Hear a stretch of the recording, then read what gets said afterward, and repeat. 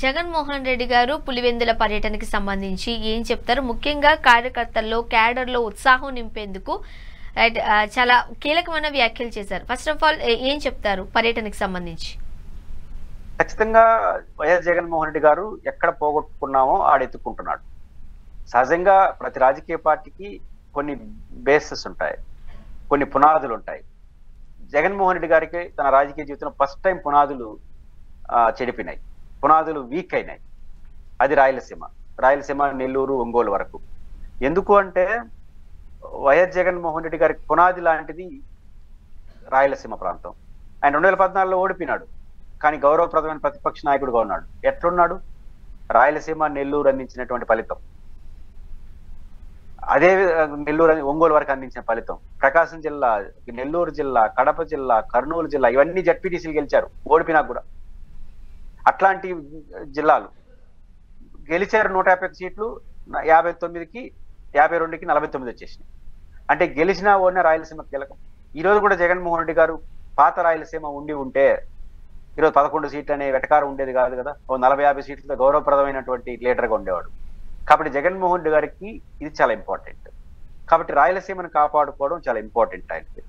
రాయలసీమ చాలా మంది ఏమంటారంటే రాయలసీమ మందే కదా, వాళ్ళు ఎట్లా ఓట్లేస్తారు, రాయలసీమ అంటే వాళ్ళు ఓట్లు వేయరేమని బతుకు తెరువు రాజకీయాలు కొంతమంది జగన్మోహన్ రెడ్డితో చేయించినారు. అది చాలా ప్రమాదం. మనం ఉన్నది కాపాడుకుంటే అదనంగా తోడవుతుంది. గతంలో కాంగ్రెస్ పార్టీ ఉమ్మడి రాష్ట్రంలో ఉన్నప్పుడు టీఆర్ఎస్ తో పొత్తు పెట్టుకోవాలా వద్దని పెద్ద చర్చ నడిచింది. సోనియా గాంధీ దగ్గర కోస్తా రాయలసీమలో పోయి టీఆర్ఎస్ తో పొత్తు పెట్టుకుంటే కోస్తా రాయలసీమలో ఓడిపోతుంది పార్టీ, వద్దు అని చెప్పారట. కానీ టీఆర్ఎస్ తో పొత్తు పెట్టుకుంటే ఎన్ని సీట్లు గెలుస్తారో చెప్పండి? 119 తెలంగాణలో ఉన్నాయి కదా. 119 అంటే 119 గెలుస్తాం మేడం అన్నారట. అయితే పొత్తు పెట్టుకోబోండి అని నిన్నారు. కారణం ఏంటంటే 119 వస్తుందన్న విషయం కోస్తా రాయలసీమ ప్రజలకు తెలిస్తే వాళ్ళు కూడా మనకే వేస్తారు అని అంటారు. గెలిచే వైపు ప్రజలు ఉంటారు. నిజంగా అదే జరిగింది. చివరకు కోస్తా రాయలసీమలో ఆయనకనే ఎక్కువ. కోస్తా రాయలసీమ ప్రజలే మనం వచ్చామని, కానీ 119 వచ్చేస్తే ఇంకా కాంగ్రెస్ గెలిచిపోతుంది, మనం ఎందుకు ఒంటరిగా ఉండడం, మనం గడేసేద్దామని వేశారు. అంటే 52 రాయలసీమ, నెల్లూరు 10, ఒంగోలు మార్కాపురం వరకు, అంటే 70 సీట్లు ఉన్న రాయలసీమలో జగన్ కొడతాడు అనే భావన వస్తే మిగతా ప్రాంతాలలో ఓట్లేస్తాడు. ఇంక 10 కదా కావాల్సింది. కాబట్టి బేస్ ఎప్పుడు చెడిపోకూడదు. కానీ జగన్మోహన్ రెడ్డి గారు అధికారంలో ఉన్నప్పుడు కానీ కొన్ని సందర్భాల్లో రాయలసీమ అంటే ఏదన్నా ఇతర ప్రాంతాలు దూరం అవుతారు. రాయలసీమ అంటేనే ఎక్కువ ఇమేజ్ వస్తుంది. రాయలసీమ జగన్మోహన్ రెడ్డి గారి సాంగ్స్ మీరు ఒకసారి చూడండి. రాయలసీమ ముద్దు బిడ్డ జగన్ అన్న ఒక పాట ఉంది, మంగ్లీ పాడింది. అది హిట్ అయినట్టుగా ఏది హిట్ కాల. కోస్తా వాడు అదే పాట వేసుకుంటాడు, శ్రీకాకుళం వాడు అదే పాట వేసుకుంటాడు, అమెరికా వాడు అదే పాట వేసుకుంటాడు. ఆ రాయలసీమకున్న ఫ్లేవర్ అది. కాబట్టి రాయలసీమ ఫ్లేవర్ ని కాపాడుకోవాలి. రాయలసీమ, నెల్లూరు జిల్లా, ప్రకాశం వరకు వైసీపీని కాపాడుకుంటేనే వైసీపీ. అందుకే అది గమనించే జగన్మోహన్ రెడ్డి గారు ఎక్కడ పునాదులు దెబ్బతిన్నాయో అక్కడే స్ట్రాంగ్ చేసుకునే ప్రయత్నం చేస్తున్నాడు. ఖచ్చితంగా జగన్ గారిలో వచ్చిన ఈ మార్పు రాయలసీమలో వైసీపీని పునరుత్తేజం చేయడానికి పనికొస్తుంది. వైసీపీ ఇక్కడ పునరుద్ధరణ చేస్తే రాష్ట్రంలో కూడా ఆ పార్టీకి మంచి భవిష్యత్తు. ముఖ్యంగా చాలా ఆసక్తికరమైన వ్యాఖ్యలు చేశారు జగన్మోహన్ రెడ్డి గారు. 2027లో జమిలీ ఎన్నికలు వచ్చే అవకాశం ఉంది. సో ఇప్పుడు కష్టకాలంలో ఉండుండొచ్చు, నెక్స్ట్ రోజులన్నీ మనవే, మంచి రోజులే అంటూ కూడా కార్యకర్తలు ఒక ఉత్సాహాన్ని నింపుతూ స్పీచ్ కొనసాగింది. ఏం చెప్తారు? ఆ జోస్ కనిపిస్తోంది. జమిలీ జోస్ అయితే వైసీపీలో ఉంది. దీనికి కారణం ఏంటంటే ఇంత ఘోర పరాజయంలో కూడా 40% ఓట్లు వచ్చినాయి వాళ్ళకి. ముగ్గురు కలిసి ఉంటే, ఆ ముగ్గురు కలిసి రేపు ఉండొచ్చు, కానీ అంత ఐక్యత ఉండదు. ఆ రోజే భయంగా అందరూ జగన్ ఆడ కొట్టేస్తాడు అని చెప్పి అందరూ కలిసిపోయినారు. ఇంకా ఆ భయం పోయింది. రెండోది ఎంతో కొంత వ్యతిరేకత వస్తుంది. కాబట్టి మనం ఈజీగా గెలుస్తాం, 6-7% ఓట్లు అటు ఇటు వస్తే మనం గెలిచిపోతాము అనే భావన వైసీపీలో ఉంది. రెండో పాయింట్ ఏంటంటే 5 ఏళ్ళకి ఎలక్షన్ వచ్చింది అనుకోండి, 29లో ఎలక్షన్ వచ్చిందంటే ఇంకా 5 ఏళ్ళు 2 ఏళ్ళు రెస్ట్ తీసుకుందాం అనుకుంటారు. 27 ఎలక్షన్ అంటే ఏమనుకుంటారు, 2 ఏళ్ళు ఉండేది. కాబట్టి ఇప్పటి నుంచే యాక్టివ్ అయిపోతారు. కానీ జగన్మోహన్ రెడ్డి గారు జమిలీని ఒక జోష్ లాగా వాడుతున్నాడు. ఆయనకు వచ్చిన అడ్వాంటేజ్ ఏంటంటే జమిలీ ఎన్నికలు జరగవు అని చెప్పే నాదుడు ఉండడు. ఎందుకు? జమిలీ ఎన్నికలు కన్ఫర్మ్ కదా, అది ఎప్పుడు అనేది తెలియదు. ఇప్పుడు బీజేపీ వాళ్ళు చంద్రబాబు గారు ఏమంటే 29 అంటారు. చంద్రబాబు గారు చెప్తే ప్రజలు నమ్మరు, బీజేపీ వాళ్ళు చెప్తే నమ్ముతారు. ఎందుకంటే చెప్పేది వాళ్ళు కదా. అంటే బీజేపీ వాళ్ళు ఇప్పుడు జరగరు. జమిలీ కన్ఫర్మ్ ఎప్పుడు అనేది మళ్ళీ చెప్తా ఉంటారు. అంటే 29 అంటారు చంద్రబాబు అంటే దానికి వాళ్ళు ఒప్పుకోరు, కాదు అవును చెప్పరు. కాబట్టి ఎవరైతే జమిలీ పెడతారో వాళ్ళు ఈరోజు తేల్చరు డేట్ ని. రెండోది ఖచ్చితంగా జమిలీలో కమిటీ వేసిన జేపీసీలో విజయసాయి రెడ్డి గారు మెంబరు. ఇంకా విజయసాయి రెడ్డి గారు జమిలీ కేసిన జేపీసీ మెంబర్ గా నేను చెప్తున్నాను 20 ఏళ్ళు వస్తున్నాయి అంటాడు. కాబట్టి ఖచ్చితంగా జమిలీకి కొంత ఆసక్తి వచ్చేసింది, వస్తుందేమో అన్న నమ్మకం వచ్చింది. కాబట్టి వైసీపీకి మొన్న జరిగిన రైతు ధర్నాలు అది కనపడింది, ఓ మళ్ళీ ఎలక్షన్ వచ్చేస్తాయంట అని, ఇది 27 గురించి.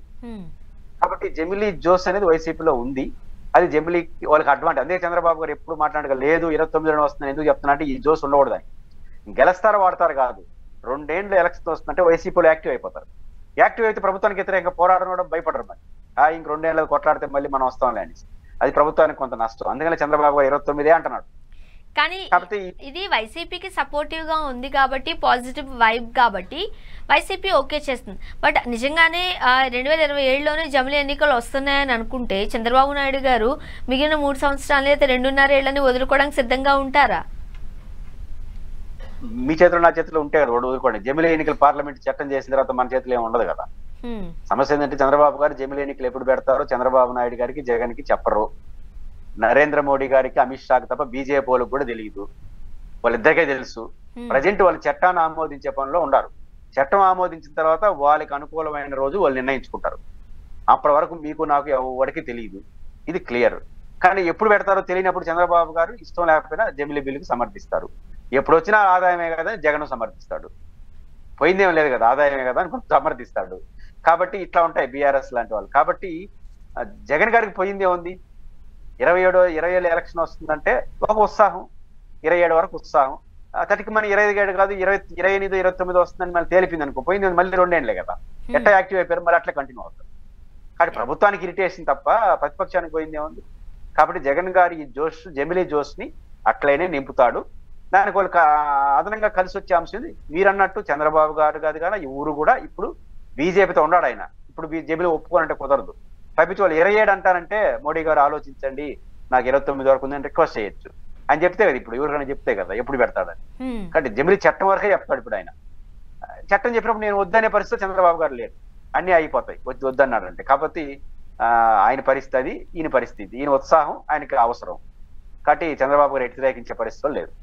అండ్ జగన్మోహన్ రెడ్డి గారు కూడా ముందస్తు వ్యూహంతో అంటే అష్ట దిగ్బంధనం చేసే విధంగా తన ప్రణాళికలు రచిస్తున్నారు అంటూ కూడా వార్తలు వస్తున్నాయి. ఓ పక్క జమిలీకి సిద్ధం అవ్వండి అంటూ కార్యకర్తలు ఉత్సాహం నింపుతున్న జగన్మోహన్ రెడ్డి గారు, మరో పక్క సొంత చెల్లెలే తనకు ఒక బాణంగా ఉన్న నేపథ్యంలో కాంగ్రెస్కి సంబంధించిన సీనియర్స్ కావచ్చు, లేకపోతే ఎవరైతే కాస్త అక్కడ ఇబ్బందిగా ఫీల్ అవుతున్నారో వాళ్ళని తన వైపు రప్పించేసుకున్నట్లయితే, కాంగ్రెస్ పార్టీని ఖాళీ చేయించినట్లయితే కాస్త రిలాక్స్డ్గా ఉండొచ్చు అనే ఉద్దేశంలో కూడా జగన్మోహన్ రెడ్డి గారు ఉన్నారు అంటూ వార్తలు. నిజమేనా? జగన్ గారు శర్మిలాగా భయపడేవాడు అంటే ఇదివరకు వచ్చే పరిస్థితే కాదు.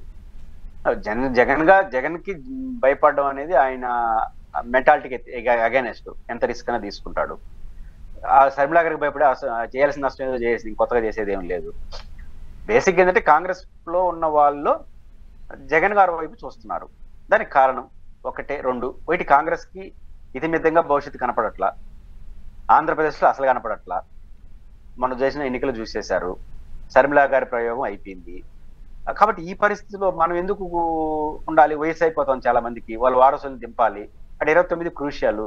తెలుగుదేశం కూటమిలో పోలేరు, వాళ్ళకే బస్సు ఎక్కువ అయిపోయింది. అది రెండోది వైసీపీ ప్రతిపక్షంలో ఉంది. ఇప్పుడు ఎవరు పోయినా వాళ్ళు ఆదరిస్తారు. That same blood group same, ఈజీగా ఎక్కిపోతుంది. అధ్యక్షుడు అందరూ కాంగ్రెస్ వాళ్ళే కదా, కొత్త ఏం కాదు కదా. మన ఇంటికి సొంత ఇంటికి పోయినట్టు ఉంటుంది. కాబట్టి తీసుకునేవాడికి ఇబ్బంది లేదు, పోయినవాడికి అందరూ అదే కల్చర్. కాబట్టి పోవడానికి ఇబ్బంది లేదు. ప్రతిపక్షంలో ఉంది కాబట్టి కొంత అమికబుల్ గా తీసుకుంటారు. అక్కడికి పోలేని పరిస్థితి, ఇక్కడ పోయే అవసరం ఉన్న కాంగ్రెస్ పార్టీలో పెద్ద భవిష్యత్తు లేదు. కాబట్టి కాంగ్రెస్ లో పెద్ద ఎత్తున చేరికలు వైసీపీలో ఉంటాయి. ఉండడం ద్వారా ఖచ్చితంగా జగన్మోహన్ రెడ్డి గారికి మళ్ళీ కాంగ్రెస్ లో వస్తుందంటే, కాంగ్రెస్ లో వచ్చే వాళ్ళు వెనకాల ఓట్లు ఎంత ఉన్నాయని కాదు, పర్సనాలిటీస్ పెద్దవి కదా. ఇప్పుడు శైలజనాథ్ గారు, పల్లవరాజు గారు వస్తారని నేను అన్నాను. పల్లవరాజు గారు కావచ్చు, హర్ష కుమార్ గారు కావచ్చు, పేర్లు ఏదైనా కావచ్చు. ఆ సీనియర్లు ఒక 10 మంది వస్తే వాళ్ళ పర్సనాలిటీస్ పెద్దవి. రవిరెడ్డి గారు రారు, ఆయన ఎప్పుడు కాంగ్రెస్ లో ఉంటాడు. That is different issue. నేను ఉదాహరణ చెప్తున్నా. వీళ్ళందరూ వస్తే కాంగ్రెస్ పార్టీకి ఖచ్చితంగా రఘువీరారెడ్డి ఒక క్యారెక్టర్, శైలజనాథ్ వీళ్ళ క్యారెక్టర్స్ వెనకాల ఓట్లు ఎంత ఉన్నాయని వేరే సంగతి. ఆ క్యారెక్టర్లను చేస్తే మళ్ళీ కాంగ్రెస్ ఏదో వచ్చేస్తోంది అనే వైసీపీ భావన వస్తుంది కదా. ఖచ్చితంగా జగన్మోహన్ రెడ్డి గారు దీన్ని ఖచ్చితంగా రప్పిస్తాడు. వాళ్ళు కూడా రావడానికి వాళ్ళు సిద్ధంగా ఉన్నారు. వీళ్ళకి అవసరం ఉంది కాబట్టి జోడి బాగా కూర్చుంది కాబట్టి ఖచ్చితంగా వస్తారు. భవిష్యత్తులో కాంగ్రెస్ పార్టీలో పెద్ద లీడర్లు అంతా ఖాళీ అవుతారనేది క్లియర్ గా అనిపిస్తుంది.